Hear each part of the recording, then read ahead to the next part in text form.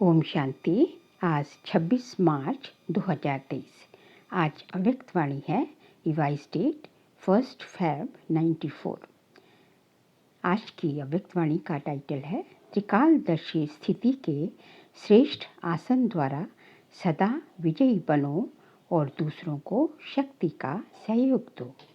त्रिकालदर्शी स्थिति के श्रेष्ठ आसन द्वारा सदा विजयी बनो और दूसरों को शक्ति का सहयोग दो। आज त्रिकालदर्शी बाप दादा अपने सर्व मास्टर त्रिकालदर्शी बच्चों को देख रहे हैं। त्रिकालदर्शी बनने का साधन बाप दादा ने हर बच्चे को दिव्य बुद्धि का वरदान व ब्राह्मण जन्म की विशेष सौगात दी है, क्योंकि दिव्य बुद्धि द्वारा ही बाप को, अपने आप को और तीनों कालों को स्पष्ट जान सकते हो।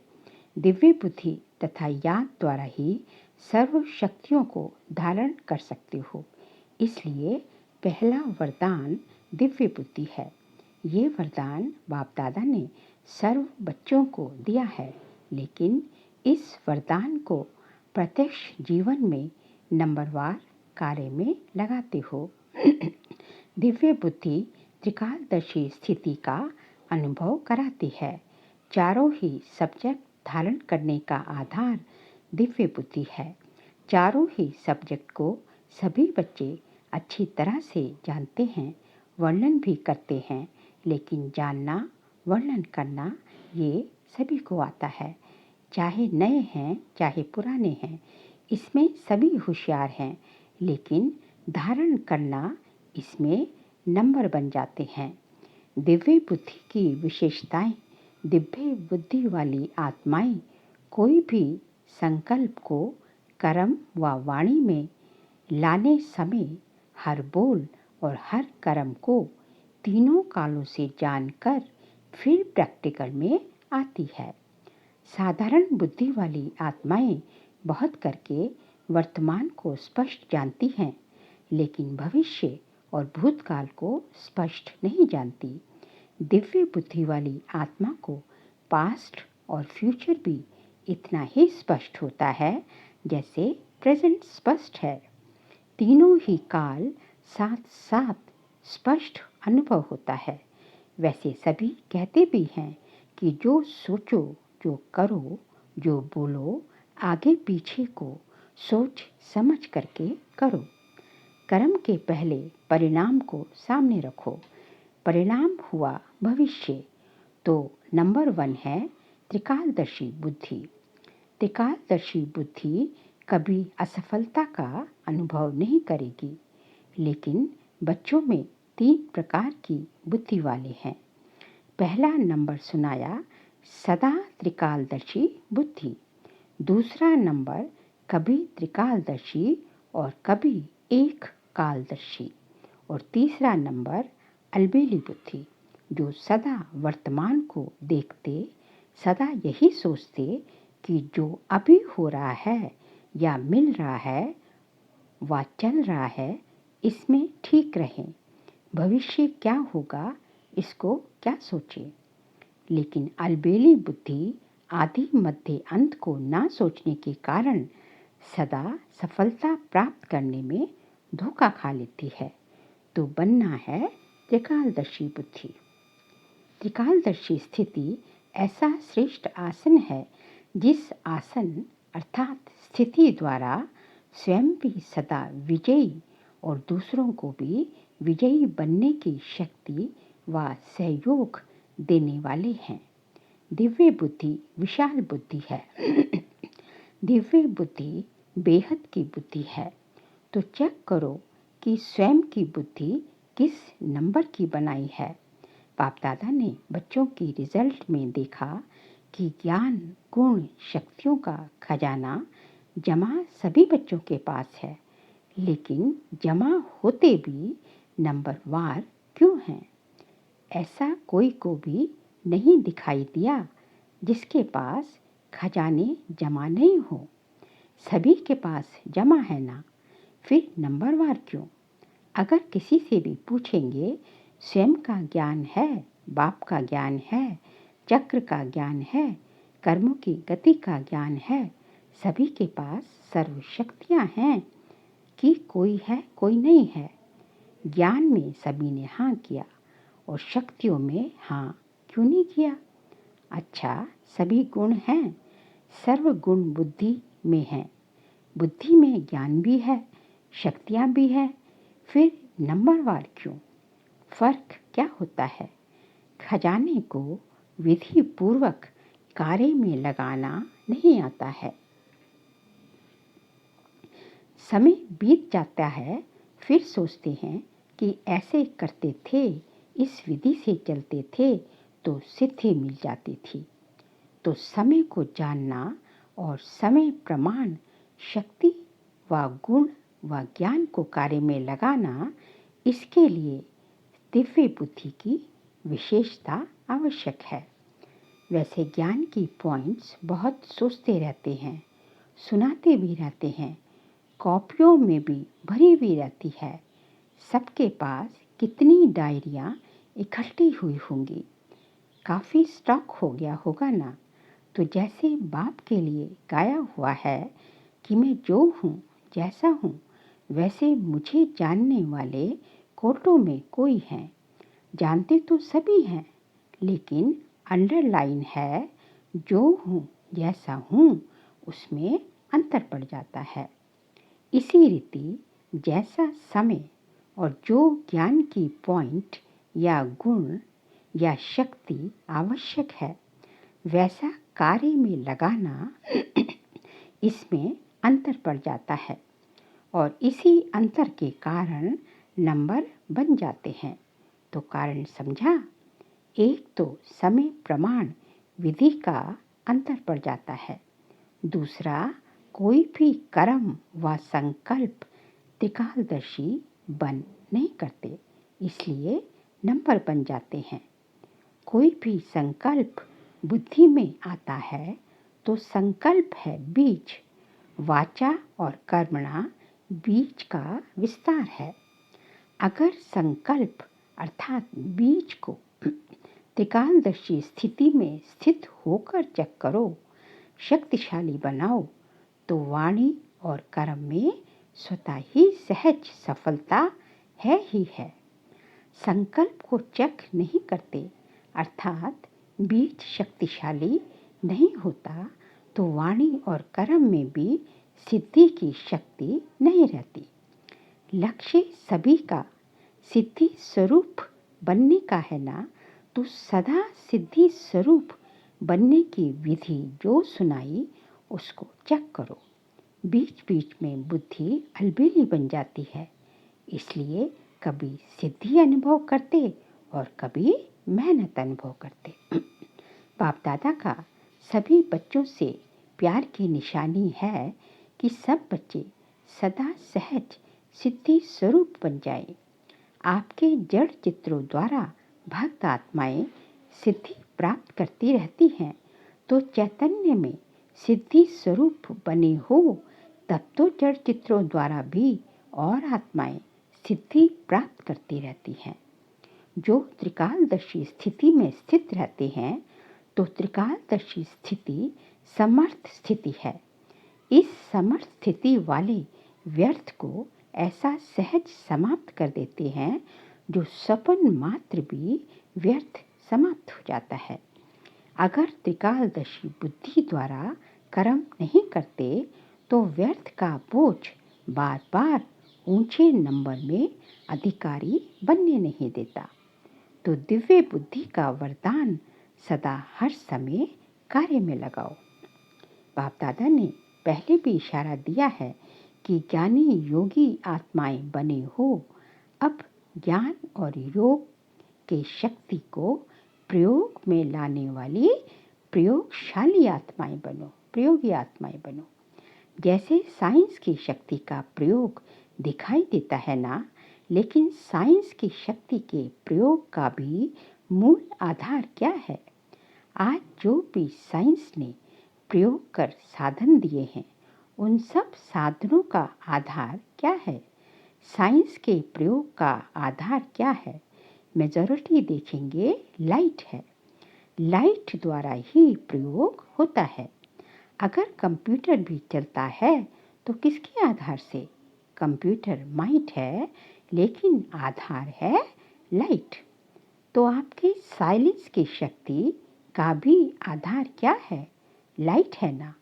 जब वह प्रकृति की लाइट द्वारा एक लाइट अनेक प्रकार के प्रयोग प्रैक्टिकल में करके दिखाती है, तो आपकी अविनाशी परमात्मा लाइट, आत्मिक लाइट और साथ साथ प्रैक्टिकल स्थिति लाइट, तो उसमें क्या नहीं प्रयोग हो सकता।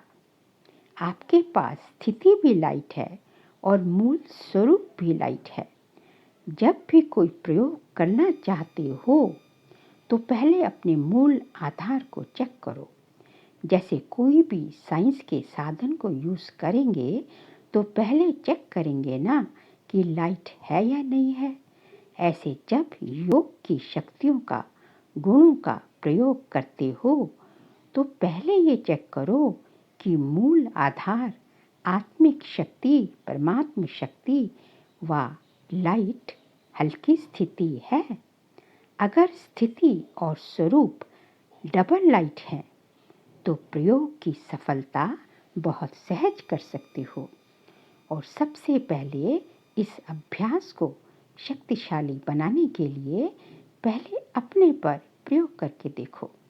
हर मास व हर 15 दिन के लिए कोई ना कोई विशेष गुण व कोई ना कोई विशेष शक्ति का 100% प्रयोग करके देखो, क्योंकि संगठन में व संबंध संपर्क में पेपर तो आते ही हैं।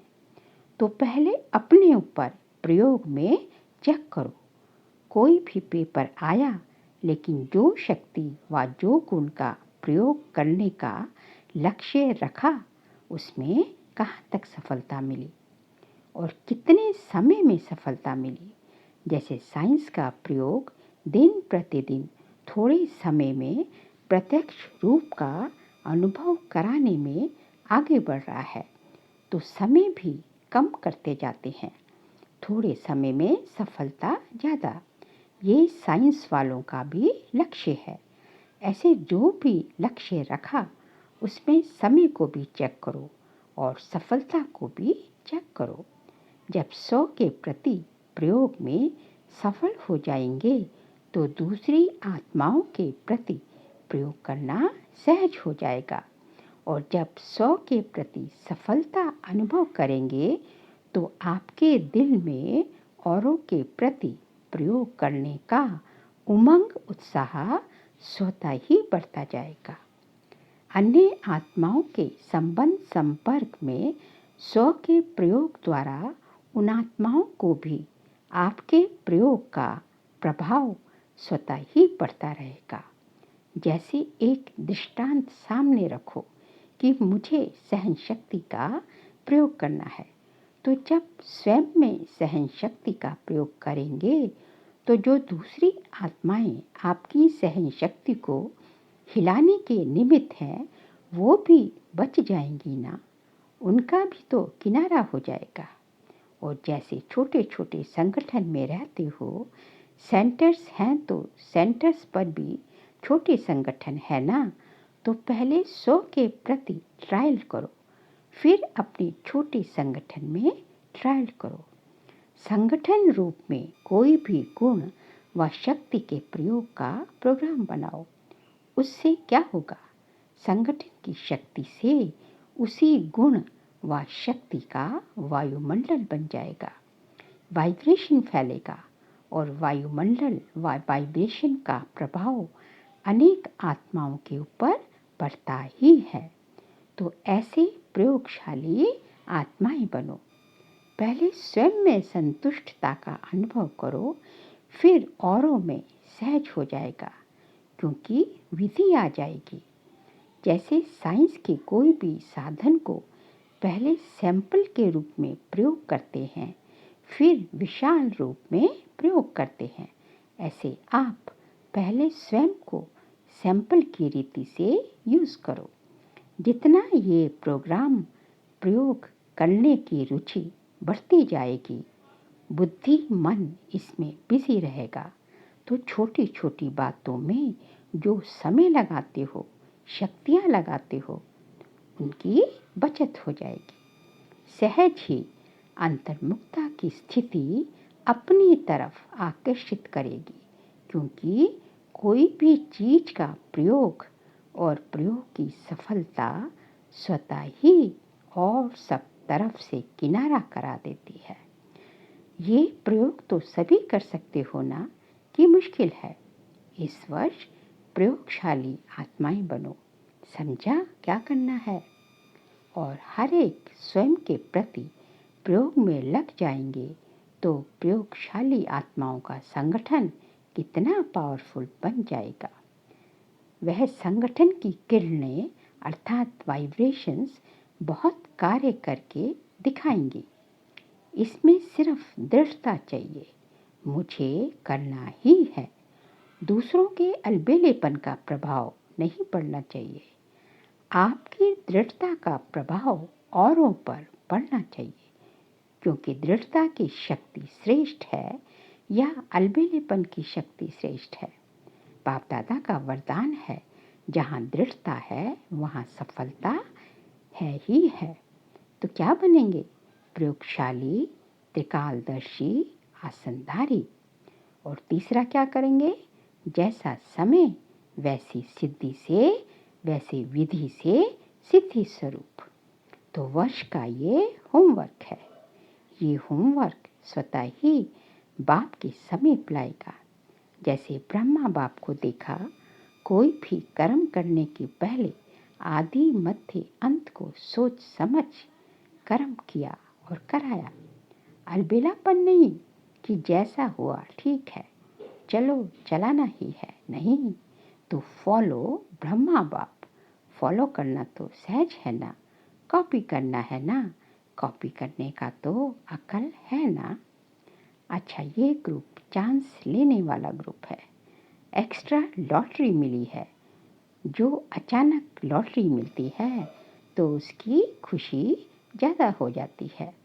तो ये लकी ग्रुप हुआ ना, चांस लेने वाला लकी ग्रुप। दूसरे सोचते रहते कब जाएंगे और आप पहुंच गए। अब डबल विदेशियों का टर्न शुरू होने वाला है। भारतवासियों ने अपनी लॉटरी ले ली। चारों ओर के डबल विदेशी बच्चों ने जो रिट्रीट का प्रोग्राम बनाया उसमें मेहनत अच्छी की। विशेष निमित्त आत्माओं को समीप लाने की विधि अच्छी है और जितना हिम्मत रख आगे बढ़ते रहे हैं उतनी सफलता हर वर्ष श्रेष्ठ से श्रेष्ठ मिलती रही है। ऐसे अनुभव होता है ना।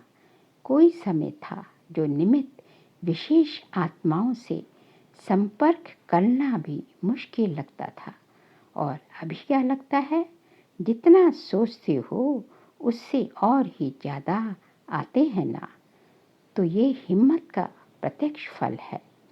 भारत में भी संपर्क बढ़ता जाता है। पहले आप निमंत्रण देने की मेहनत करते थे और अभी स्वयं आने की ऑफर करते हैं। फर्क पड़ गया है ना।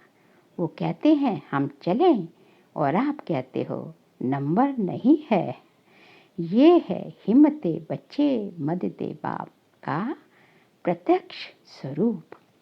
अच्छा, चारों ओर के मास्टर त्रिकालदर्शी आत्माओं को सदा समय के महत्व को जानने और समय प्रमाण खजाने को कार्य में लगाने वाले दिव्य बुद्धिवान आत्माओं को सदा अंतर्मुखता की प्रयोगशाला में प्रयोग करने वाले प्रयोगशाली आत्माओं को सदा हिम्मत द्वारा बाप की मदद का प्रत्यक्ष अनुभव करने वाली आत्माओं को बाप दादा का याद प्यार और नमस्ते। हम सभी रूहानी बच्चों की रूहानी बाप दादा को नमस्ते नमस्ते नमस्ते। अब आगे जो है अव्यक्त बाप दादा की दादियों से मुलाकात है। आप निमित्त आत्माएं किस प्रयोगशाला में रहते हो? सारा दिन कौन सी प्रयोगशाला चलती है? नई नई इन्वेंशन करते रहते हो ना, नए नए अनुभव करते जाते हो और नई नई विधि भी टचिंग होती रहती है, क्योंकि जो निमित्त है उनको विशेष नई नई बातें टच होने का विशेष वरदान है। थोड़ा समय भी बीतेगा तो विचार चलते हैं ना, टचिंग आती है ना कि अभी ये हो, अभी ये हो, अभी ये होना चाहिए। तो निमित्त आत्माओं को विशेष उमंग उत्साह बढ़ाने के व परिवर्तन शक्ति को बढ़ाने की प्लान की जरूरत है। इसके बिना रह नहीं सकते हैं। बुद्धि चलती है ना, देख देख आश्चर्यवत नहीं होते, लेकिन उमंग उत्साह में आगे बढ़ाने के लिए प्लानिंग बुद्धि बनते हो। माया संगठन को हिलाने के नए नए प्लान्स बनाती है, नई नई बातें सुनते हो ना, और आप लोग सभी को हिम्मत उमंग में लाने के प्लान्स बनाते हो। कभी आश्चर्य लगता है? नहीं लगता है ना। माया भी पुरानी विधि से थोड़ी ही अपना बनाएगी, वो भी तो नवीनता लाएगी ना। कौन? माया। अच्छा, अब आज का बाबा का वरदान है, शुद्ध मन और दिव्य बुद्धि के विमान द्वारा सेकंड में स्वीट होम की यात्रा करने वाले मास्टर सर्वशक्तिवान भव। शुद्ध मन और दिव्य बुद्धि के विमान द्वारा सेकंड में स्वीट होम की यात्रा करने वाले मास्टर सर्वशक्तिवान भव। साइंस वाले फास्ट गति के यंत्र निकालने का प्रयत्न करते हैं, उसके लिए कितना खर्चा करते हैं, कितना समय और एनर्जी लगाते हैं, लेकिन आपके पास इतनी तीव्र गति का यंत्र है जो बिना खर्चा के सोचा और पहुंचा। आपको शुभ संकल्प का यंत्र मिला है, दिव्य बुद्धि मिली है। इस शुद्ध मन और दिव्य बुद्धि के विमान द्वारा जब चाहे तब चले जाओ और जब चाहे तब लौट आओ। मास्टर सर्वशक्तिवान को कोई रोक ही नहीं सकता। आज का स्लोगन है, दिल सदा सच्ची हो तो दिलाराम बाप की आशीर्वाद मिलती रहेगी। दिल सदा सच्ची हो तो दिलाराम बाप की आशीर्वाद मिलती रहेगी।